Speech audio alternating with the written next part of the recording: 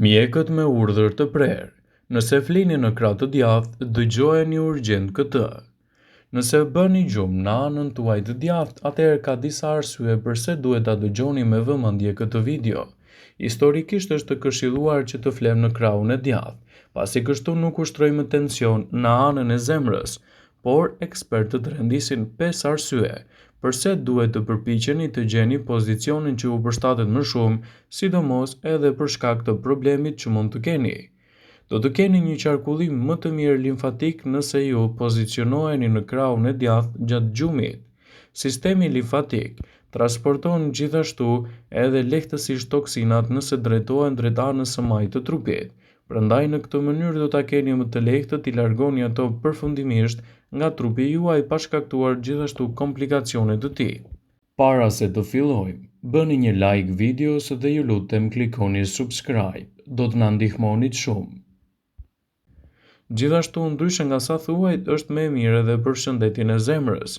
Nëse doni të keni një gjumë më të rehatshëm dhe të mos e vendosni zemrën tuaj në vështirësi, atëherë gjumi në këtë pozicion është alternativa më e mirë që mund të keni, pasi do ju ndihmojë që të keni edhe një rrahje më të shëndetshme gjatë kohës që jeni duke fjetur, për të mos e vënë në vështirësi organizmin tuaj dhe për të mos e rënduar gjithashtu edhe komplikacionin që i kanosin asaj. Gjumi në anën tuaj të majtë mund të jetë disi më i rënduar në këtë pozicione dhe të shkaktojë gjithashtu edhe ndikime të forta të tyre. Ndryshe nga sa thuhet, është e mirë edhe për sistemin tuaj tretës. Veçarisht, nëse doni të keni një tretje më të mirë dhe të mos keni probleme me ezofagun gjatë kohës që jeni duke fjetur, atëherë gjumi në këtë pozicion mund të jetë alternativa më e çmuar për organizmin tuaj. Prandaj sigurohuni të gjeni posturën e duhur për të fjetur dhe për të evituar kështu rëndesat e mundshme që mund të keni. Nëse doni të keni një shpretk më të shëndetshme, atëherë gjumi në këtë pozicion është ideali për organizmin tuaj duke mos e rënduar shëndetin e përgjithshëm. Pasi dritat fiken, është koha të mbyllni sytë dhe të merrni një sy gjumë, por pozicioni i gjumit ka një rëndësi të madhe edhe në aftësinë tuaj ditore, për të evituar kështu rëndesat që mund të keni gjatë gjithë natës. Ju mund të gjeni veten të shtrirë me stomak në shpinë në anën e djathtë, por edhe në anën e majtë, por kjo ka një rëndësi të madhe sidomos për shkak të ndryshimeve të forta që mund të ndodhin në shëndetin tuaj. Pyetjen se sa shpesh njerëzit i ndrojnë pozicionet ka një rëndësi të madhe për shëndetin, prandaj duhet të gjeni pozicionin më të përshtatshëm për ju. Qëllimi duhet jetë rehatia më e mirë e shëndetit, për të evituar kështu edhe rëndesat që mund të ketë organizmi juaj, thonë ekspertët. Por duhet të dini se nevoja për të fjetur në një pozicion të caktuar mund të ndryshojë me moshën, shpeshtësimin e ndryshimeve shëndetësore, gjithashtu edhe me shtatzanin. Prandaj sipas Webmed në këtë video do të sjellim avantazhet dhe dizavantazhet të meta dhe të mira të pozicioneve tuaja të gjumit dhe cila është më e përshtatshmja sidomos për shkak të problemeve që ju kanosen. Nëse flini në shpinë, gjumi në shpinë është më i miri për shtyllën tuaj kurrizore. Ekspertët e konsiderojnë në këtë pozicion gjithashtu si një nga zgjedhjet më të mira kur bëhet fjala për dhimbjet tuaja të shpinës dhe lehtësimin gjithashtu të problemeve ditore që mund t'i kanosen shëndetit tuaj. Zgjedhja për të fjetur në shpinë ju ndihmon të shmangni rrullat që krijohen gjithashtu në kontakt me jastëkun dhe mund të krijojnë gjithashtu probleme të njëpasnjëshme të dukjes së lëkurës. Prandaj pozicioni në shpinë është më i miri për këto raste. Megjithatë, ky pozicion nuk është i përshtatshëm dhe më i favorshëm për të gjithë. Për njerëzit që kanë tendencën të gërrasin, gjithashtu ky pozicion nuk është më i miri pasi mund të rrisë edhe më shumë mundësinë e gërritjes. E njëjta gjë vlen edhe për ata që kanë apne obstruktive të gjumit, pasi mund të ndikojë në këtë aspekt dhe të ndërpresë procesin e frymëmarrjes gjatë gjumit dhe të shkaktojë gjithashtu edhe komplikacione vërtet të rënda. Gjithashtu, gjumi juaj në shpinë mund të shkaktojë simptoma të ndryshme siç është refluksi gastroezofageal, e cila mund të ndikojë në procesin tuaj të gjumit dhe të vështirësojë gjithashtu kohën gjatë të cilës jeni duke fjetur. Nëse flini gjumë në krah, për njerëzit që prirën të gërrasin ose ata që kanë apne të gjumit, gjumi në anën është alternativa më e mirë Kjo sepse pozicioni nuk pengon të ushtroni ndonjë presion në organet tuaja. Për të njëjtën arsye, për të fjetur në anë është pozicioni ideal i gjumit në shtatzani dhe ndihmon gjithashtu për të marrë një frymë më të lirë. Megjithatë, të fjeturin në anë mund të ushtrojë presion të madh tek shpatullat tuaja, gjithashtu edhe tek ijet, duke i vënë ato më shumë nën presion dhe të rëndojë gjithashtu edhe gjumin tuaj. Dhe me kalimin e kohës, gjumi në anë mund të shkaktojë vija të holla në lëkurën e fytyrës. Prandaj, nëse jeni një person i cili rrezikoheni nga këto komplikacione, ndryshoni pozicionin që ju përshtatet më shumë. Nëse flini gjumë me stomak. Ky është një pozicion tjetër që nuk është ideal dhe nëse po kërkoni të shmangni gjithashtu rrullat që mund të shfaqen vazhdimisht në duken e lëkurës së fytyrës suaj.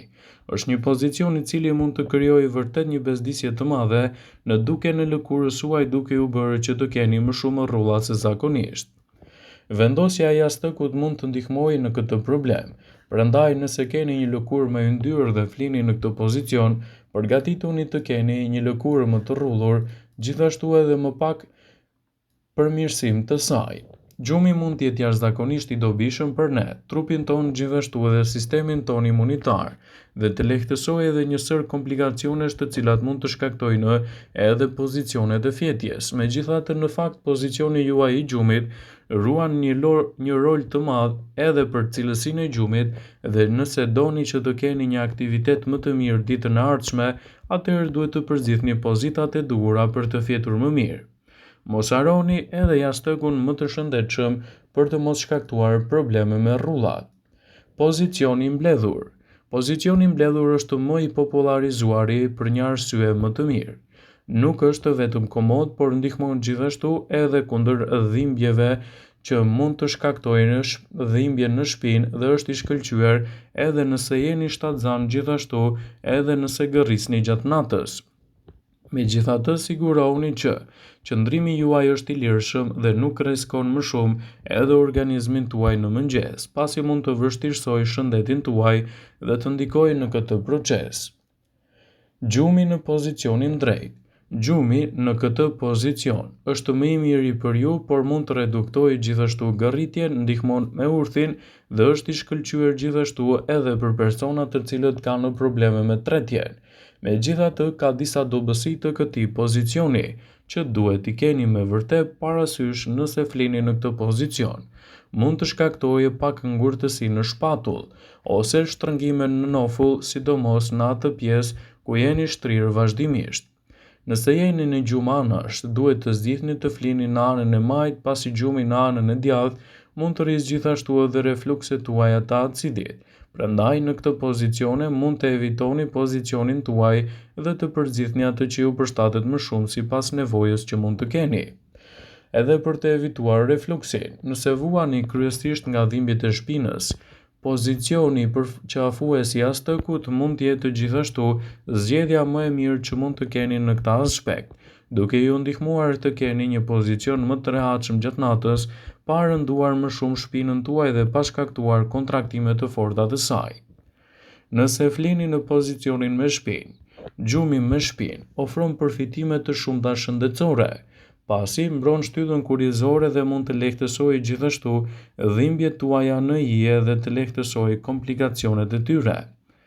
Por edhe mund të lehtësojë pozicionin më të mirë të shpinës. Ai e mban trupin tuaj të shtrirë drejt dhe në disa raste është alternativa juaj më e mirë të këtij pozicioni. Ai mban trupin në një shtrirje të barabartë, gjë që redukton presionin e panevojshëm që mund të keni në nyje. Por sigurisht ka edhe anën e saj të dobët, që mund të ketë edhe një ndikim në organizmin tuaj. Mund të jetë e vështirë për ata që gërrasin, duhet jetë gjithashtu e pakëndshme për njerëzit që kanë dhimbje të shpinës. Prandaj, sipas pozicionit dhe problemit që keni, atëherë duhet të gjeni dhe alternativat më të mira për të menaxhuar më mirë shqetësimet tuaja dhe për të evituar gjithashtu edhe lodhin më të madhe që mund të shkaktojë pozicioni keq i gjumit. Vëmendje, ju bëjmë dije se informacionet në këtë video kanë për qëllim që të plotësojnë, të mos zëvendësojnë këshillat e mjekut tuaj ose të ofruesit të kujdesit tuaj shëndetësor. dhe nuk ka në përqëllim që të mbulojnë të gjitha përdorimet e mundshme. Masat para pra kanë ndërveprimet ose dhe efektet e tyre negative për shëndetin tuaj. Pasi ta dëgjonit këtë video, do ju ftoja t'i bënit like dhe ta shpërndanit atë në profilin tuaj në mënyrë që të informohen edhe miqtë e tu.